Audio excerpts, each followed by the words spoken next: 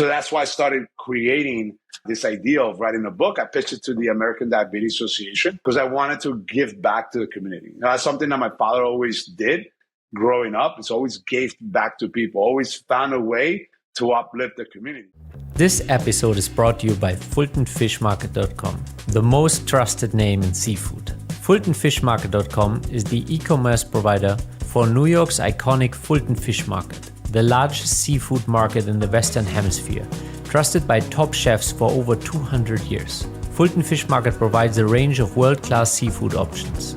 FultonFishMarket.com can help you serve a wide range of customers, whether you serve high-profile individuals or just strive for culinary excellence. They deliver directly to your doorstep in all 48 contiguous states, providing a comprehensive selection of the finest seafood, from wild fish to caviar and shellfish.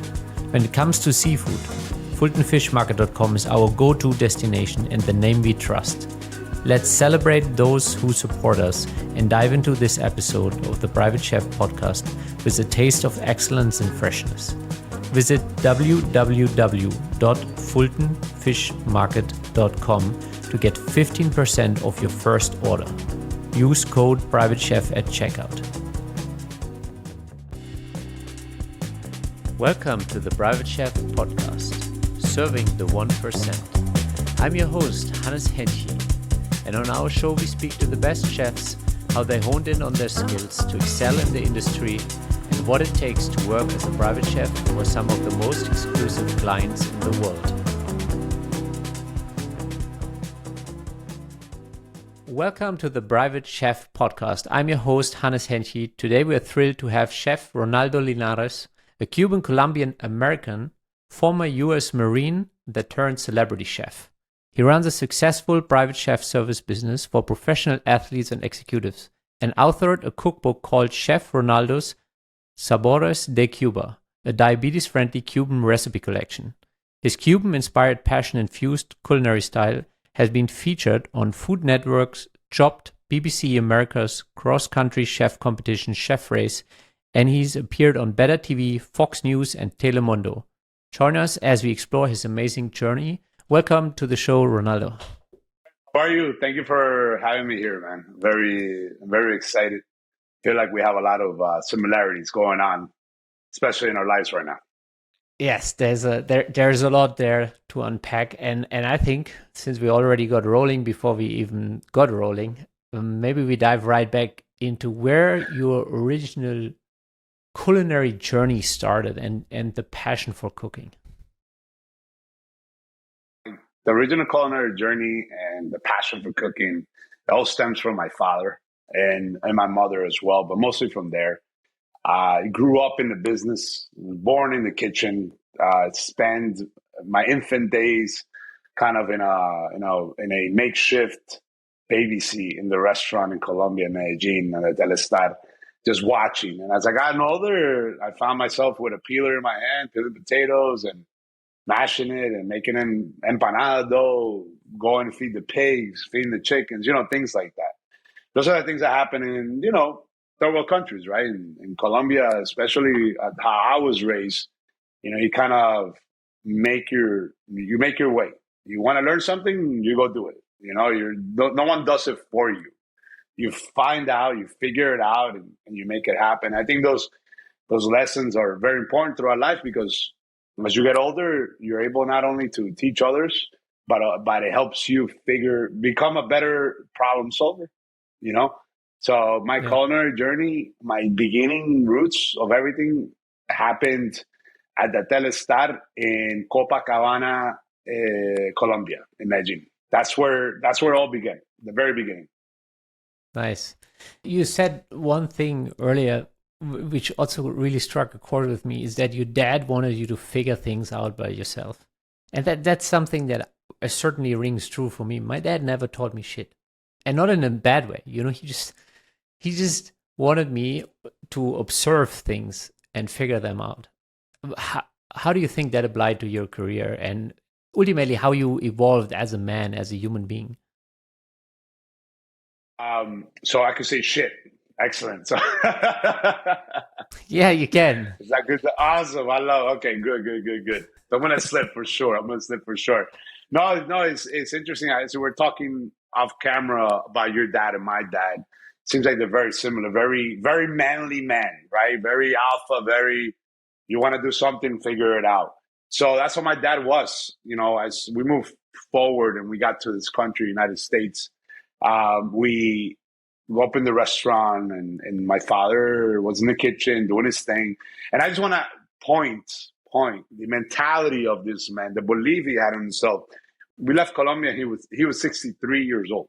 So imagine having your life set. Imagine having everything figured out. You're making great money. The family's good, and you had to leave a country because the drug war was going on. So he had to start from scratch, pretty much from zero, at 63 years old with 4 little kids. So I just want to put that out there, the mentality of this man. And that's what has been embedded into me. So when it comes to the restaurant world, when we open up the restaurant, I got very intrigued into the kitchen because I watch him do it and everybody wants to be like his father, right? It's like, oh, look at him. I want to do the same thing. And I remember, hey, Dad, can you teach me how to cook? He's like, no, I'm not going to teach you how to cook. I don't have time for that. You want to learn how to cook? You come in here, you watch me, and you learn that way. So I was like, what do you mean? No, I'm not going to teach you. You figure it out yourself. I was like, all right. So I think that was the calling card. And I remember him telling me stories about how he learned. He used to crawl up into the ceiling of the restaurant that he wanted to work at. And when he went back to Cuba, he would watch this chef. It was a French chef that didn't want to teach him cook. So he's like, all right, so you crawl up, you watch him, he'll write the notes down, and he'll go practice. So I felt like that was him doing the same thing to me. Because if I really wanted it, I would go after it. Yeah. I think there's a lot of wisdom in that. It's one, you have to want it hard enough to actually go through that process, which I think in itself is so beneficial because it also shows what you clearly don't want. And it doesn't push you down a way of something that you really don't want. Yeah, when it comes to my kid, right? From the lessons from my father, I apply the same philosophies, the same thoughts to my kid. My kid's a jiu-jitsu competitor. He wanted to do it in the beginning. I do martial arts. I've been doing about 16 years. I'm a black belt in American freestyle. And like how I started, just go in, do it. And little by little, I got guidance from everybody else. And I apply the same things to my son. And I see the want in him, and then I'll step in and guide him. Because I think it's important there's that figure out moments, but when you see you're stuck a bit, you kind of you give the right ingredient, right, the right step to get back on track, and then you're able to finish that particular race. In our case, that particular dish or whatever it is. Yeah, you just help them get over a little bit of adversity that might feel discouraging to them maybe, and then you reignite them, and then they take it from there. It's important to recognize those moments, those cues, how they feel, what the importance you're putting into them, and it's just like running any kitchen, man. Honestly, I feel like having a family is like having a kitchen staff, right? Being in the kitchen, knowing everybody's moods, knowing everybody's life, like what makes him tick, what doesn't make him tick, what motivates, figuring everything out. Like your sous chef, husband or wife, you have to find a way to get along. So it's very similar. Like I feel like I'm just thinking about it now, right? Being in the kitchens and that world and having a family is very similar. It's very similar. And if you can't handle a kitchen, it's going to be very hard for you to handle a home life with family. I think especially what you said about knowing everybody's mood and how they tick, that's so crucial in any human relationship. Like at least it can make it so much smoother, if you understand how somebody is in their ins and out of like how their mood swings are, what makes them happy, what discourages them. You can just have a different kind of relationship if you're sensible to that. Definitely. And then for me, it's very important. That is, I think, on my end, has been like the servant leader, like putting yourself first, right? Like putting yourself in the danger of things, and then telling, all right, let's go. We're good. And then being that type of leader, right? And them seeing it. And then recognizing and putting time into each individual person, right? Putting in that time to understand them, to know who they are, to know if they're, they have their parents are alive, that they're married, they have kids, or whatever it is. Because some days they're gonna have that bad day, and it's not necessarily they don't want to be there. And if you have that relationship, that tight relationship, you're able to recognize it quicker, diffuse it, because at the end of the day, we want everybody to make sure they're in the kitchen, they're freaking working at full tilt. And if you're not connected to your staff like that, something comes up, you as the leader are going to start thinking, oh, they don't want to be here. What's the problem? What's this? You start creating story that is not there. It's funny that you said it, because just like a couple weeks ago, actually, this kind of happened to me, because what was really going on was that my dad was getting worse and worse in his cancer journey. But what my client was thinking is that I don't want to deliver, or that I'm not happy being there right now. And I was like, man, this has absolutely nothing to do with this here. I have a personal life, and as much as I don't want to bring it here, like being on the edge of losing a father just will simply affect me as a son. Like, I'm sorry. Everything else around it, like everything affects, I mean, I don't know how you like when it's interesting you bring that. And we were talking about your dad off camera, that he's pretty much there, transitioning end of life. And it is also crazy that, like, when we first got in contact, that's when my father had was going through the moment as well, and my father passed. We are, what's today, August 17th, 18th, I think, months ago. It's been 2 months already. It's my 17th. It's been 2 months and 3 days that my father has passed, right? And I remember that month where I kind of understood, like, I'm not sure when he's going to go, but he's going to go. And I made sure, because one of the things that I made my promise to myself a long time ago, I'm like, I am going to be open as I am to everybody. Something's going on in my life, especially the people that I'm working with day to day, they're going to know what's going on. So that doesn't happen, right? They start creating whatever story they're creating when that's not reality, right? So when everything was going on, I talked to my clients, right? So I talked to my clients in the beginning. I just started a big contract for a hospitality group. So I was in charge of my end they had 2 active restaurants to go in there and just reorg everything. And then we had 2 restaurants that we're going to build. And I was going to build those out, the whole night. That was 2 days prior to finding out my dad had stage 4 cancer. So I went a month into the contract, and I said, I cannot do this. It's affecting me. They knew right away. I told them, this is what's going on. They're like, no problem. They're very supportive. And then it came to a point where, like, I have to prioritize my father and my mother. My mother needs help. My father needs help. And I need to be there. So I resigned from that opportunity. And that was something that I was working towards. That was one of my goals that I wanted to do. And that pretty much shut down about 70% of my business. And I did that on purpose, obviously. And with my other clients, kept those. But I told them, like, listen, this is what's going on. There's some weeks I might not be around because of X, Y, and Z. And I might not be in that kind of mood, my usual mood of being excited, being happy, being all that. Because it might be a tough day for my father and it's going to affect me. So doing that and being open like that definitely helped out a lot, because it made them more empathetic, understanding the situation.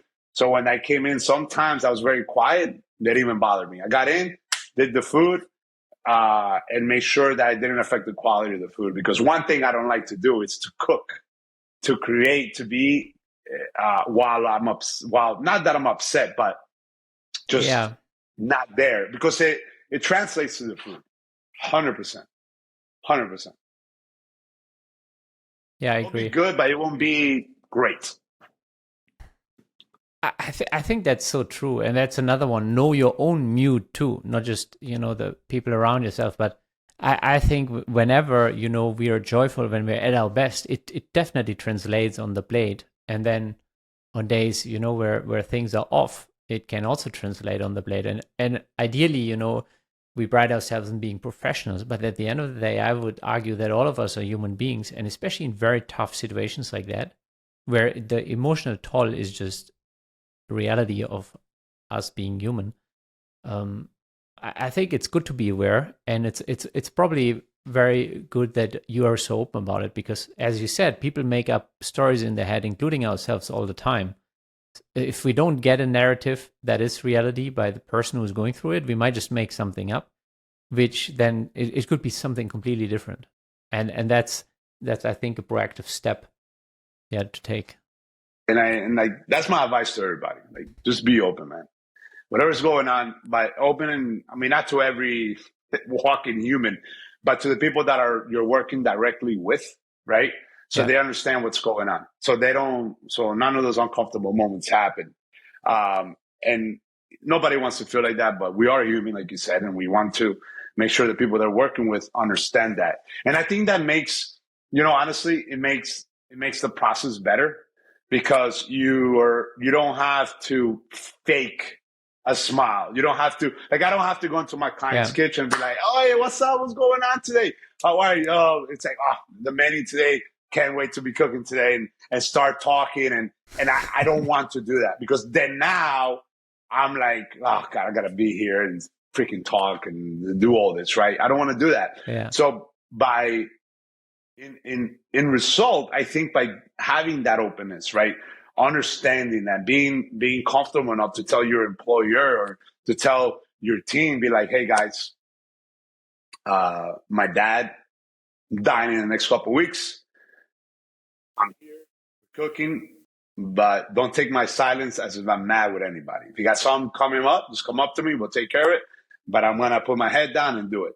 And I think by being that open, by being able to have that trust with everybody, even those moments that you're down, you're still going to cook great, because you're not worried about maintaining a facade. You know what I'm saying? You're not worried about being fake in a way. You're in your mood, but everybody understands it. I'm going to get it done. Here you go. It's going to be freaking great. And that might help you kind of, like, it's like a therapy for yourself. You know what I'm saying? Yeah. Yeah, definitely. So one of the themes that you also, if you want, you can hold up your book one more time, is that you're very health conscious. Cooking for your family, for your dad, we spoke about that, something that we have in common, trying to make really conscious choices around food. And where did that interest come from? And why did you make a book, for example, about diabetes-friendly Cuban cuisine? The interest in health came from just watching a lot of loved ones, a lot of my family, just very unhealthy. When I was younger, when I came to this country, I found Burger King, I found Little Caesars Pizza. So I ate a lot of that. I got a little, not big, but I got a little bit overweight, right? And I did not like how I felt, and I didn't like how people looked at me, right? Comments and all that. So I became very self-conscious about it. So I started exercising, running, kind of just trying to figure it out. But I still wasn't losing the weight I needed. So I was like, how can I fix that? So I'm like, you know what? Food. So that was like at the age of 12, 13 or so. So I started, I'm like, oh, you know what? Maybe start cooking. So that's how kind of it all started. And that's how I got involved more in the kitchen at the restaurant, because I saw a correlation between food, between exercise, and how you look and how you feel, right? You eat crap food, you're going to feel like crap. You're not going to feel great. You're going to feel sluggish. You eat really whole foods from the earth, right? Foods from the ground, foods from the trees, pasture raised meat and chicken, like really focusing on the wholeness of it. So I started doing that, and I started feeling great. I started working out, started seeing results. So I was like, you know what? This works. So as time went on and I got into the professional kitchen, I remember people were asking me to go to the hospital, so talk to the kids, and things like that, right? As my name started to move, right? After I did a few TV stuff, I got asked to go to a children's hospital. Like it was kind of like a Make-A-Wish type of deal. So they asked Yeah. me, and I was like, "What? You want me to go?" And say, "Yeah, I want to do cook some food." I was like, "Sure, no problem, whatever." So we went over there and made the food. And it was a client. It was a client of the restaurant. The kid had got hit by a car, and they wanted me to go over there just to cheer him up. I was like, no problem. So I went over there, and I remember leaving the hospital, and I was walking with the nurse. And there was a kid that came out of the room. It was up to my left, so I'm walking. See the kid come out, and he's in a wheelchair. So as he came out, his one leg was on the wheelchair but raised, right? And as they turned to me, his left leg was amputated. Oh, wow. So I asked the nurse, I'm like, what happened to the kid? Oh, he has type 1 diabetes. I was like, what? He's like, what? What is that? So I got more information. I'm like, oh, type 1, type 2. So I just naturally dove in. I'm like, man, it would be really cool to create. So as I dove in, 2 out of 1 Latinos are in high risk of getting diabetes, right? 50% chance if you are Latino or a minority. That's just by this point, it goes across everybody: white, Latino, Black. Those are the main, pretty much. That if you have that in your blood, you're more likely, especially living here in the United States, to get type 2 diabetes. Sorry for the interruption, but we gotta share the news with you. Nothing Fishy from FultonFishMarket.com. They're delivering world-class seafood from New York City's legendary Fulton Fish Market straight to your door. Their fishmongers have helped countless chefs get what they need when they need it for over 200 years. Trusting FultonFishMarket.com means their experts work tirelessly to make your day run smoothly. Let your cooking skills shine and elevate your dishes with amazing seafood from FultonFishMarket.com. Are not me making it up. Those are actual scientific facts. So I was like, what? It'd be cool to create a book around Cuban food, because Cuban food is like, oh, it's not healthy and all that, but it's just more of traditionally Cubans eat the same thing, same diet, But there's so much as in the Cuban culture. If you look at where you live, right? If you're in Colombia, Medellin, average of 75 degrees all year long. What does that mean? It means that produce is growing all year long, and there's a lot of it out there. So taking a deep dive into that. Same thing with Cuba. Obviously, we don't really know what's in Cuba because the traveling is so restricted over there. But we have imagination. We live in America, so why not think of what do they have there that we could have here and cook? So that's why I started creating this idea of writing a book. I pitched it to the American Diabetes Association because I wanted to give back to the community. That's something that my father always did growing up. It's always gave back to people, always found a way to uplift the community. So I was like, how can I do that? So I did it by writing a book, taking traditional Cuban dishes that I grew up with or that I've heard of, and just reinventing them, using the same spices, same procedures, but using a leaner cut of meat, switching out certain ingredients. But at the end of the day, the goal was to make it delicious, make it flavorful, and take it to another level. Yeah, I love that. And I love where it came from the spot in your heart kind of to give back to the community. And actually, earlier when you were saying and kind of going on the data, is that something that applies in a similar kind of proportion back home in the actual countries, or is that something that is more pronounced in the United States based on the food system that we're living in? I haven't looked into that, but from my travels and for what I've seen, right?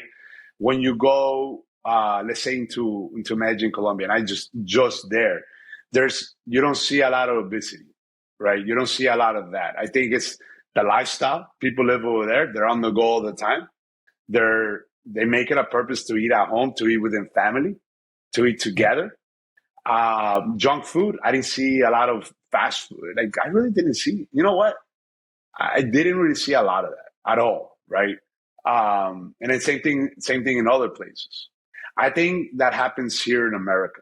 I think that the food system here in America is set up for that, and I think we all know the food pyramid is it's not right, right?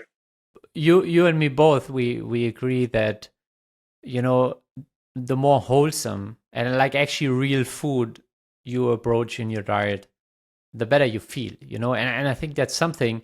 So I've actually been in Cuba, and I haven't been in Colombia, but I would assume that Go to Colombia, man. well, I've been to You have to go. Guatemala Yeah. and Ecuador, so my assumption is Okay. that in Colombia they're also eating real food, just like I've seen it in the other Central and Southern American countries.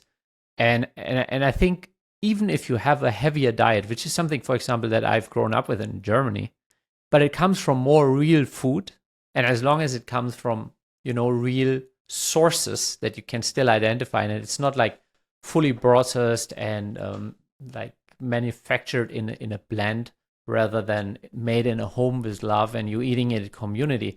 I think that's where a major shift in the health of a society comes in.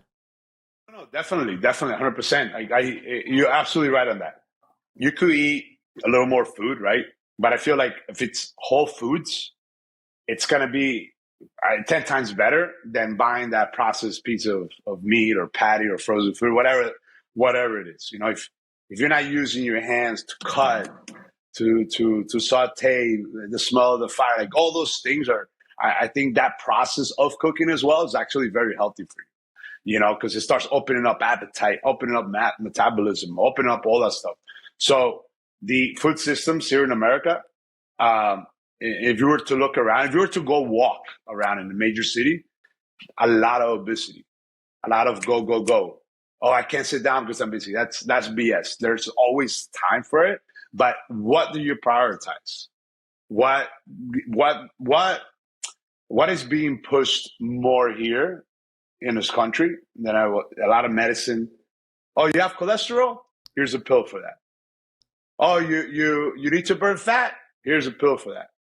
You need to you need to you're feeling, you can't sleep good? Here's a pill for that. You need Yeah. energy during the day? Here's a pill for that. Honestly, right? That's the name of the game. Here's a pill for here. Here you go. Here you go. Here you go. I think America is probably one of the most over prescribed countries in the world, right? You take Colombia, man. You go to the doctor. Be like, oh, I'm feeling like this, feeling like this. You know what? Let's start. It's like they'll be like, let's start here. I think this is the issue. Come back to me in 2 weeks, and then if the problem persists, then we'll move forward with something else. But let's eat. Let's change your diet. What's your diet? Right? What is your diet? I think it all stems from there. What are you eating? For example, my mother. There was a point where years ago, I remember picking up her purse. And, Colombian mothers have everything in that purse. They got their wallet, water, lotion, keys. They have their checkbook. I don't know why. You name it. It's like 20 pounds. And when I picked it up, I heard a lot of rattling. So I started taking these pills out. And I was like, what is this for? I'm like, Mom, what is all this stuff? Oh, it's for this, for this. And as a son, that I think I'm a pretty great son, I never saw that. So I was like, we're done with this. We're going to change your diet. We're going to start really focusing on whole foods. We're going to uptake on the veg and blah, blah, blah, blah. So what we did was for 3 months, really, really tight. And we started eliminating all those pills. We did re-up work on the blood work. All her levels were in the green in 3 months.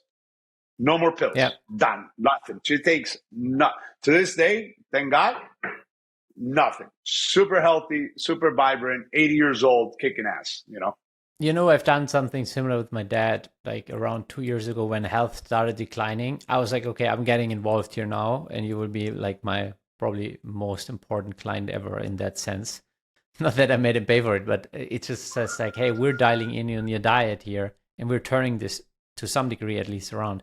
And it was just amazing. Within 2 months, sent him back for blood work, sent him back to the doctor, took him off like prescription drugs that he was using for years. And that's the power of food. That's the power of consciously establishing a daily routine, certain set of habits. We touched up on his sleep patterns, we touched up on the food he was eating, how much he was eating, at what time, not to constrain him, and take the life quality out of him, but just to make him more aware of it. And it obviously, for an average American diet, that sounds like a major, like, oh, this is a free country. I can eat whatever I want, whenever I want, and which quantity I want, And I'm like, yeah, you can do all of that, but you would feel like shit. Like if you just get a little bit more conscious around it. Yeah. No, absolutely. And then, you see the difference in that, and eating all that whole foods and everything. Your body makes a connection with it. And the great thing about that is you start having this energy you didn't have before. You want to exercise, and you start creating that habit where you're, once a week, you're going to have your, we all call it our cheat meal, our pizza or burger, which is great because you're still able to have that. But I limit it to once a week.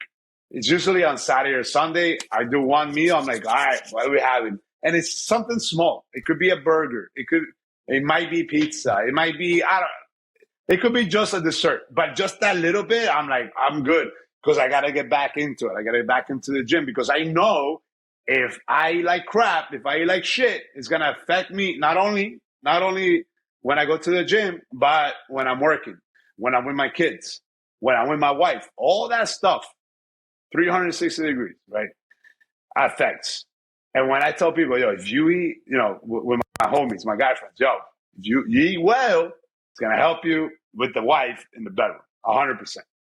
100%. All that crap food will not help you in the bedroom. I'll tell you right now.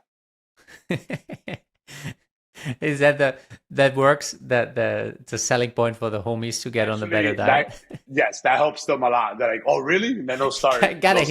You got to hit everybody in their best spot, Everybody has a reason. Find their reason. If it gets to the bedroom, they're on track. Exactly. Find the reason, and then they'll be more than happy to jump into it. 100%. Yeah. That's like the book from Simon Sinek, Find Your Why. And when it comes to diet, the bedroom is maybe the best why for any man. I love that book. You're absolutely right. Find your why, and then you find the why of everybody, man. And then usually, if all fails, you go to that why, and their light bulb lights up, and they're like, oh, all right, I'll try it. And then when they see the results, but indirectly, their whole life changes. Their whole life changes around. You know what I mean? Yeah. So you were also, before we got on the record, mentioning that you were very heavily involved in changing your dad's diet and kind of helping him feel great, kind of extending the health span, not just the lifespan, and it would be very interesting to kind of uncover how you went about that and what really made a difference for him. I think this is very important. I think this is very important. And to everybody that tunes in and listen, like one thing, and you're going through it already, is first of all, take care of yourself, right? Do not wait until, we like to say, shit hits the fan to make changes. Yeah. Because it might be too late at that point, depending how old you are, depending what kind of health you're in. With my father, that wasn't the case. My father took care of himself. He loved life so much, he understood that I need to take care of myself. That man never took no medicine, nothing. And when we found out, officially found out he had, after many doctors missed it, and I would never want to see those doctors because I won't be held accountable for the things that I would do. We found out, and I remember sitting in the hospital room with the doctor. He's like, when he officially said, your father has, hardest words ever, stage 4 cancer, right? 3 words, stage 4 cancer. Oh, it tore me. and I said to the doctor, I do not want to hear how long he has. Nope, I am not interested.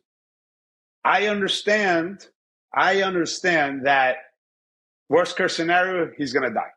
I understand that already. So what I'm about to say, I need you on board. We're going to heal him. He's not going to take no medicine. He's not going to take any, we're not doing radiation or chemotherapy or nothing. He's too old for that. And plus, I wouldn't do it. Secondly, I'm going to look, there has to be foods out there, has to be things out there that attack whatever that is, and it's going to eat it, it's going to minimize it, and it's going to make it smaller. So the first one was God, Jesus Christ, a lot of prayer, a lot of healing prayer every single day. Second one was to surround my father with healing energy, happiness, and people that believe in the cause. If you didn't believe in the cause, you were not allowed to be in that house. Everybody, if you're not in, you're out. Right? I wasn't very popular, but I don't care. Thank God I don't care what people think about me. Third was, all right, let's create the regimen. It's like, all right, moving forward, I have to make sure, I'm not living for my father, but the decisions I make, I got to make sure that it was worth all his sacrifices that he made for us throughout the years. My next step in life, how does that look like? And let me tell you what, there's a lot of things that I've been thinking about and wanted to change and I wanted to get back into. And there's little things that my philosophy of how I'm running my business is slowly changing. Again, like we were talking about off camera, like you think you know it, right? You get to this point where you find who you are as a chef. You find who you are as somebody creating some dope ass food that you found that this is my style. But then moments happen in your life that you're like, oh, you know what? Maybe I could change it, make it like this, So it's always ever flowing, right? It's always ever changing. Yeah.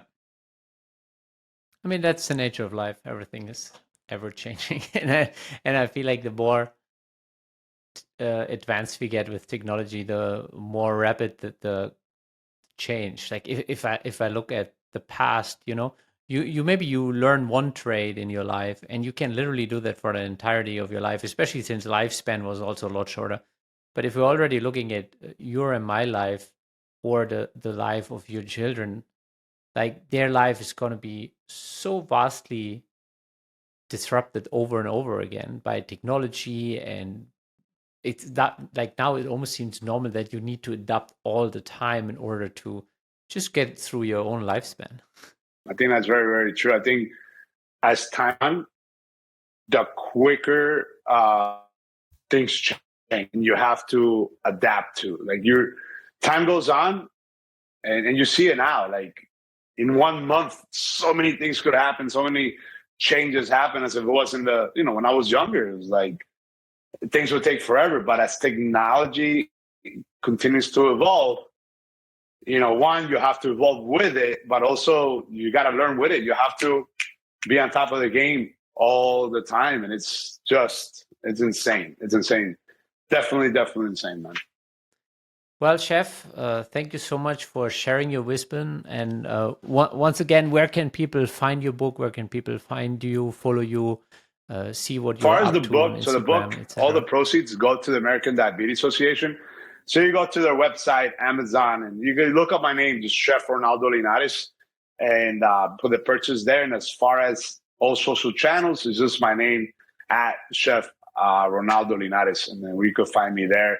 And then I'm just, off to the regular, man. I'm heading out to Nevada, to Lake Tahoe on Thursday next week.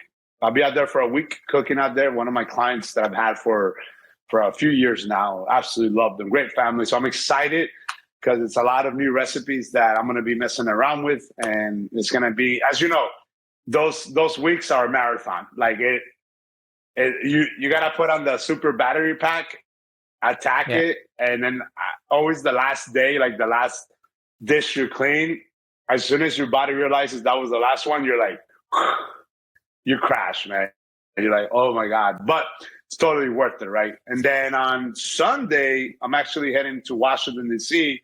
So I work as the culinary producer on a TV show for TV1 Productions. So I get to put on my culinary producer hat and help direct the food aspect of the show. So that's actually have been something newer that I started to do, and something that I actually found myself like, I really love this, man, because I'm learning the behind the scenes aspect a lot better to help me create in front of the camera in a better way. And it's also so much fun to hear that you're playing around with recipes, and then you bring like a whole new stock of recipes to your clients, and because that's actually something I just spoke about in the last episode about food psychology and how chefs that can't, up the game and change the flavor profile, the minute you start being repetitive and kind of bore customers, you're kind of out, because there's just an entire part of the human psychology that is definitely, demanding. And also, variety. as doing the private chef work, I think it helps us be that much more creative. So when I get called upon to do some consulting, really dial in and understand what they want. Because I've played with those. Because you're able to play with different styles and cuisines in ways that you normally couldn't at a restaurant, because you're stuck kind of in that window. You could play around it, but your customer base wants this. But the good thing about having this kind of lifestyle, your customer wants whatever it is you want to do, because that's what they hired you for. Does that make sense? Right? In a way. And you become a lot better that way. You become a lot better. Yeah. Well, Chef, thank you so much for making the time. Definitely, man. And thank you so much, Chef. Really appreciate this moment and this conversation. We'd like to thank our sponsor, FultonFishMarket.com, the best seafood in the nation, trusted by the best chefs in the world. Aside from offering premium seafood, they also make life easier for you by delivering all these outstanding products right to your doorstep. Visit the official website www.fultonfishmarket.com and explore their incredible selection of seafood, and let your clients experience quality that has captivated palates for generations. Use code PRIVATECHEF at checkout to get 15% of your first order. When it comes to seafood, FultonFishMarket.com is the name we trust. Thank you for joining us at the Private Chef podcast. If you know any highly skilled chefs that want to take their life to the next level, make sure to share this podcast with them. And if you enjoyed this episode, click subscribe and check out our upcoming episodes. Thank you for listening.